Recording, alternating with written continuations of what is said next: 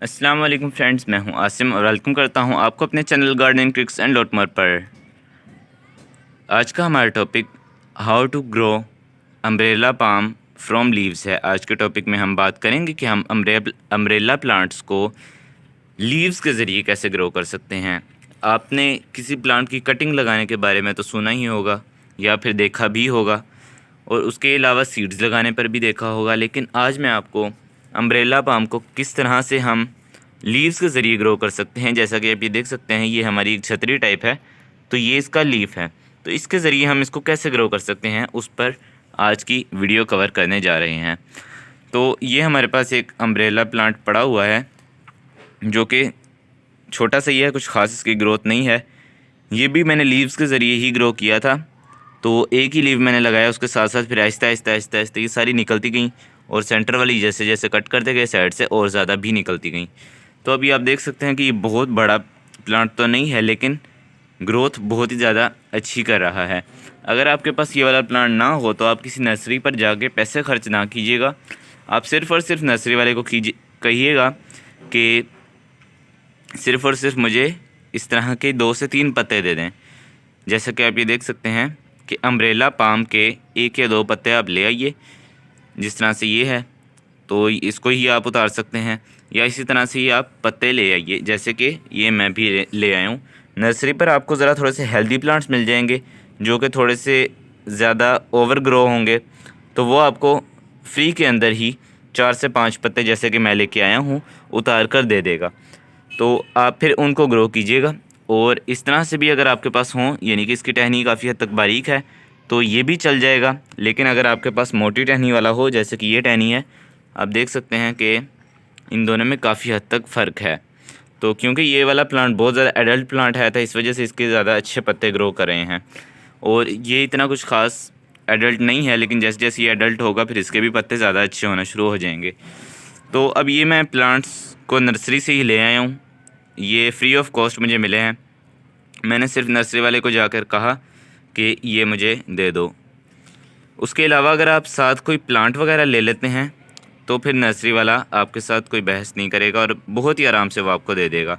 आप कोई भी 50 रुपये वाला प्लांट परचेज़ कर लें और उसके साथ आप उसको कह दें कि मुझे इस साइप्रस प्लांट के छोटे छोटे पत्ते भी दे दो, तो वो आपको पत्ते भी दे देगा। छोटे ना भी हों, बड़े भी चल जाएंगे और छोटे भी चल जाएंगे, उसका मसला नहीं है। तो ये अब पत्ते जो हैं इनको हम करेंगे ग्रो। जैसा कि आप ये देख सकते हैं कि इसकी मैंने नीचे वाली टिप्स जो हैं वो छोटी छोटी छोड़ी हुई हैं साथ, यानी कि तकरीबन 1 से 1.5 इंच की आपने ये नीचे वाली जो टहनी है ये इसके साथ छोड़ देनी है। और उसके ऊपर ये जो पत्ते हैं इनको चाहें तो आप हाफ़ कट कर दीजिए।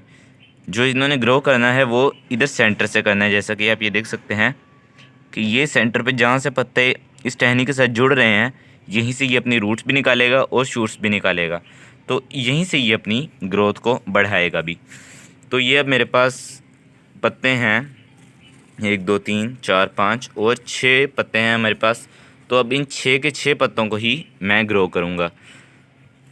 तो इसको ग्रो करने के लिए मैं कोई अलग से टब वगैरह नहीं ले रहा, ये मेरे पास लोटस के प्लांट्स लगे हुए हैं। इसके ऊपर भी अगर आप वीडियो देखना चाहते हैं तो डिस्क्रिप्शन में इसका भी लिंक मिल जाएगा, तो आप जाकर देख सकेंगे। तो इसी के अंदर ही मैं इनको भी रख दूँगा, अलग से मैं किसी भी जगह पर नहीं रखूँगा। जैसे कि ये पड़े हुए हैं तो इन्हीं के साथ जगह थोड़ी थोड़ी मौजूद है, जैसे कि आप ये देख सकते हैं कि जगह मौजूद है पानी के लिए, तो इधर ही मैं इनके साथ साथ रखता जाऊँगा। तो ये आप देख सकते हैं कि ये एक लीव है, चाहें तो इसकी साइड्स जो हैं यानी कि पत्ते जो हैं यहाँ तक कट कर दीजिए ऊपर से ऐसे, और जब आप यहाँ से कट कर देंगे ये छोटे छोटे पत्ते साथ रह जाएंगे, और उसका मसला नहीं है। आप ये इस जगह से इसने ग्रोथ स्टार्ट करनी है, ऊपर वाले पत्ते हों या ना हो उसका मसला नहीं है। तो इसी तरह से आपने पकड़ना है और बस पानी के ऊपर रख देना है। ये याद रहे कि दरमियान वाला जो हिस्सा है जहाँ से इसकी रूट्स और शूट्स निकलनी है वो पानी के साथ टच रहे या फिर पानी के अंदर डूबा रहे। तो अगर आप छोटी जगह पर भी लगाते हैं तो उसको आप इस तरह से कर सकते हैं कि इन पत्तों को ऐसे उल्टा करके उस जगह के अंदर रख दीजिए। उससे ये रहेगा कि ये पत्ते जो हैं पानी के साथ टच रहेंगे, तो ये कट हो जाएंगे, तो फिर ये ईजी हो जाएगा। लेकिन मैं इस तरह से सीधा ही रखने वाला हूँ। तो इसी तरह से सब मैं सब पत्तों को रख दूँगा, और फिर जैसे ही ये रूटिंग स्टार्ट करेंगे फिर मैं आपको दिखाता हूँ कि ये किस तरह से अपनी रूटिंग और शूटिंग स्टार्ट करना शुरू करते हैं। तो स्टे विद मी। तकरीबन 5 दिनों बाद। अस्सलाम वालेकुम फ्रेंड्स, हमने तकरीबन 5 दिन पहले साइप्रस प्लांट्स की छतरियों को पानी के अंदर डाल के रख दिया था। पहले मैंने फुली रखी थी, लेकिन मैंने फिर बाद में इनको कट कर दिया था ताकि ये ऐसे ही पानी के अंदर पड़ी रहें। तो अब आप देख सकते हैं कि ये कुछ हद तक जर्मिनेशन अपनी स्टार्ट करना शुरू हो गई हैं। जैसा कि आपको ये दिखाऊँ मैं, ये देखिए, ये अपनी जर्मिनेशन करना स्टार्ट हो चुकी हैं। ये आप देख सकते हैं कि एक स्टिक बाहर निकलना शुरू हो चुकी है। तो इसी तरह से ये और भी अभी स्टिक्स निकलना शुरू होंगी जो कि फ्यूचर के अंदर प्लांट्स की सूरत लेंगी। आप देख सकते हैं कि ये साथ थोड़ी थोड़ी रूट्स भी हैं जो कि फ्यूचर में थोड़ी सी और भी बड़ी होना शुरू हो जाएंगी। तो ये आप देख सकते हैं कि ये तकरीबन हर प्लांट के अंदर ही कुछ यूँ है। और अगर आपको कोई और प्लांट दिखाऊँ तो उसके अंदर भी इसी तरह से ही ग्रो हो रहा होगा। तो सब के सब प्लांट्स जो हैं उनके अंदर इसी तरह से ही थोड़ी थोड़ी जो है ग्रोथ स्टार्ट हो चुकी है। इनको आपने सीधा या फिर उल्टा ही रखना है। और अगर जिनके अंदर थोड़ी बहुत स्टार्ट नहीं भी हुई है, उसके अंदर अगर देखा जाए तो इसके नोड एरियाज़ बनना शुरू हो गए हैं। ये आप देख सकते हैं कि ये वाइट एरिया जो है काफ़ी हद तक प्रोमिनेंट होना शुरू हो गया। ये आप देख सकते हैं, जिसके अंदर से इनकी न्यू ग्रोथ जो है वो स्टार्ट होगी। तो बहुत ही अच्छा रिज़ल्ट है। देखते हैं ये और बड़े कब तक होते हैं। तो स्टे विद मी। तकरीबन 10 दिनों बाद। अस्सलाम वालेकुम फ्रेंड्स, हमने तकरीबन 10 दिन पहले साइप्रस प्लांट की छतरियाँ लगानी थी और ये बहुत ही अच्छी ग्रोथ करना शुरू हो गई थी। तो मैंने फ़िलहाल तो इनको निकाल कर एक छोटी बाल्टी के अंदर रखा हुआ है। जैसा कि आप ये देख सकते हैं कि ये हमारा जो प्लांट है इसने अपनी बहुत ही आराम से रूट्स वगैरह भी निकाल ली हैं। और अब आप ऊपर देख सकते हैं कि इसकी ये छतरी भी ग्रो करना शुरू हो गई है। तो फ़िलहाल सिर्फ एक ही छतरी ग्रो हुई है इसके साथ, और बाकी जो हैं वो अभी इतनी कुछ ख़ास ग्रोथ इन्होंने स्टार्ट नहीं की। और उम्मीद है कि और भी ये जल्दी नीचे से प्लांट्स वगैरह बनना शुरू हो जाएंगे। तो एक प्लांट हमारे पास ये है, और इसके अलावा आप देख सकते हैं कि सब के सब जो प्लांट्स हैं वो काफ़ी अच्छी अपनी ग्रोथ कर रहे हैं। छोटी छोटी नीचे से इन्होंने छतरियाँ ग्रो करना शुरू कर दी हैं, ये आप देख सकते हैं। तो जल्द ही ये जो प्लांट्स हैं ये और भी ग्रोथ अपनी बढ़ाएंगे और फिर हम इनको पानी के अंदर भी शिफ्ट करेंगे। तो फ़िलहाल के लिए आप देख सकते हैं कि ये प्लांट्स हैं ये बहुत ही ज़्यादा अच्छी ग्रोथ पर हैं। तो ये ऊपर से अगर थोड़े बहुत ख़राब भी होते हैं तो इसका ज़्यादा मसला नहीं है। अगर आपने इनको उल्टा करके रखा होगा तो फिर ये इस तरह से उल्टे होकर बाहर को निकलना शुरू हो जाएंगे, और इनकी ये जो टिप्स आपको जलती हुई नज़र आ रही हैं ये आपको जलती हुई नज़र नहीं आएंगी। तो फ़िलहाल तो मैंने सीधा रखा हुआ था, इस वजह से ये ऊपर वाली थोड़ी थोड़ी टिप्स जो हैं वो जल रही हैं हीट की वजह से। तो ये बहुत ही ज़्यादा अच्छे तरीके से जो छतरियाँ हैं वो ग्रोथ कर रही हैं। ये देखें कितनी सारी छतरियाँ साथ ग्रोथ कर रही हैं। तो ये इस तरह से इसकी स्टेम्स जो हैं ये बहुत ज़्यादा ग्रो करती रहती हैं। तो इसको इसी तरह से ही मैंने पानी के अंदर फेंका हुआ है। ये जब और ज़्यादा अच्छे से ग्रोथ को स्टार्ट करेंगे तो फिर मैं आपको दिखाऊंगा कि ये इसको हम मिट्टी के अंदर कैसे लगाते हैं। तो अब आप इनको इस तरह से बिल्कुल इनके हाल पर भी छोड़ दें तब भी ये ग्रोथ करती ही रहेंगी। तो इनको मैंने ऐसे ही छोड़ा हुआ है। तो हो सकता है कि कुछ टाइम तक मैं दोबारा से इनको उन्हीं लोटस वाले पानी के अंदर रख दूँ। तो फ़िलहाल तो इसके अंदर मैंने रखा हुआ है इनको। तो देखते हैं ये और बड़े कब तक होते हैं। तो स्टे विद मी।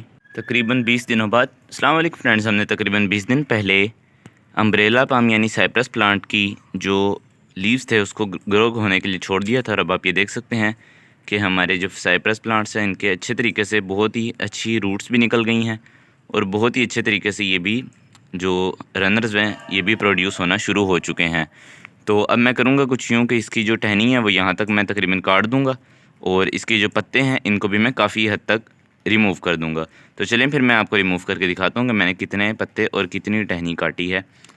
तो स्टे विद मी। तो लीजिए जनाब, अब ये मैंने सब के सब जो हैं वो पत्ते वगैरह कट कर दिए हुए हैं, और नीचे वाली जो लंबी टहनी थी उसको भी मैंने कट कर दिया। ये आप देख सकते हैं कि बिल्कुल साथ रख के मैंने बिल्कुल जो पत्ते हैं उनको रिमूव कर दिया। एक आधा पत्ता अगर रह जाए तो उसका मसला नहीं है। तो आप देख सकते हैं अब ये हम प्लांट्स को इजीली लगा सकते हैं। ये हमारी एक तरह से पनीरी बन चुकी है। तो चलें फिर हम इनको अब लगाते हैं। तो इसके लिए मैंने ये पॉट सेलेक्ट किए हैं। जैसे कि आप ये देख सकते हैं ये मेरे पास पुराने पॉट्स पड़े हुए हैं। तो जैसे ही इनको पानी लगेगा साइड वाली मिट्टी जो है वो ख़त्म हो जाएगी और इसके अंदर प्लांट्स लग जाएंगे। तो ये मैंने 6 पॉट्स रेडी कर लिए हुए हैं, और 6 के 6 के अंदर एक एक हम प्लांट लगाना शुरू करते हैं। तो स्टे विद मी। तो जैसा कि आप ये देख सकते हैं कि एक प्लांट है, इसको आपने बिल्कुल यहाँ तक मिट्टी के अंदर नहीं दबाना, बल्कि आपने कम से कम इसको यहाँ तक आपने मिट्टी के अंदर दबाना है। कुछ 1 या 2 प्लांट्स जो हैं वो अगर मिट्टी के अंदर दब भी जाते हैं तो ज़्यादा मसला नहीं है।